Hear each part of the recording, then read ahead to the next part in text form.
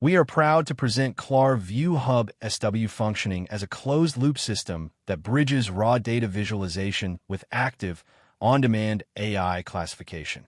It operates primarily across three core modes: KLARF Show, ADC Training, and Run KLARF.1. KLARF Show mode, manual inspection and on-demand inference. The KLARF Show mode serves as the primary scientific viewer for visual defect analysis. Data loading and validation. Users can load single or multiple KLARF files.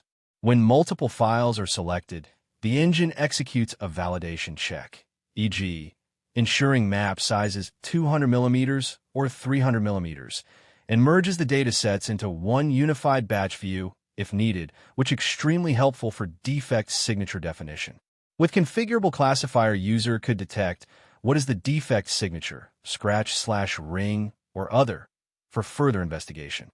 When a user clicks a defect, red dot, on the map or a row in the table highlights red and a floating, draggable pop-up window appears. The software uses a flexible JSON configuration, config.json, to dynamically hunt down associated inspection images across varying semiconductor tool directory structures. AI badging. If an AI model was preloaded, the neural network processes the image on the fly and injects a bright red badge, such as AI, small, or AI, DAP, directly into the defect's pop-up window in under 20 milliseconds. 2. Run KLARF mode, automated batch inference. The Run KLARF mode acts as a command center for fully automated batch inference and reporting, removing the need for manual clicking. Batch execution. Users select a batch of KLARF files and a train classifier. The system then processes the files iteratively. Heads-up display. HUD. The central pane is dominated by the full wafer map, which visualizes the macro dispersion signature of the loaded file. High-speed processing. As the engine scans the batch, the HUD rapidly flashes every single defect image along with its real-time AI classification.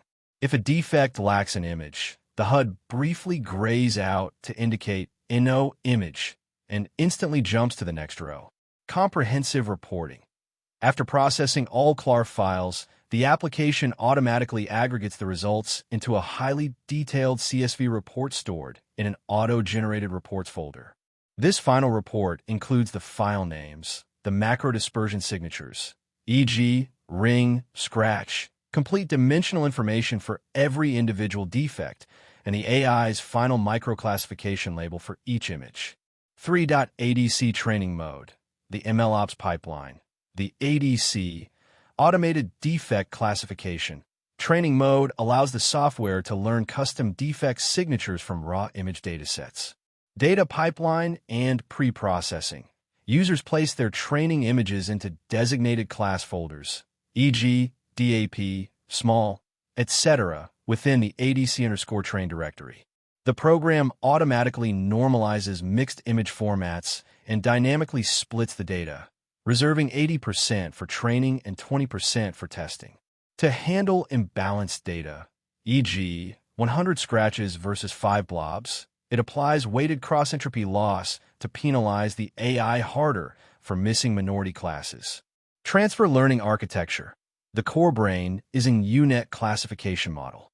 Training occurs in 2 seamless phases via a master script. Phase 1 freezes the base vision layers to prevent overfitting and trains a custom classification head on the user's specific defects. Phase 2 fine-tuning unfreezes the base layers and applies a microscopic learning rate to physically alter the network's edge detectors, pushing classification accuracy past 92%. Live UI telemetry. While the GPU trains asynchronously in the background, the UI displays streaming terminal logs in the left panel. Users can interrupt the process safely using an abort training kill switch.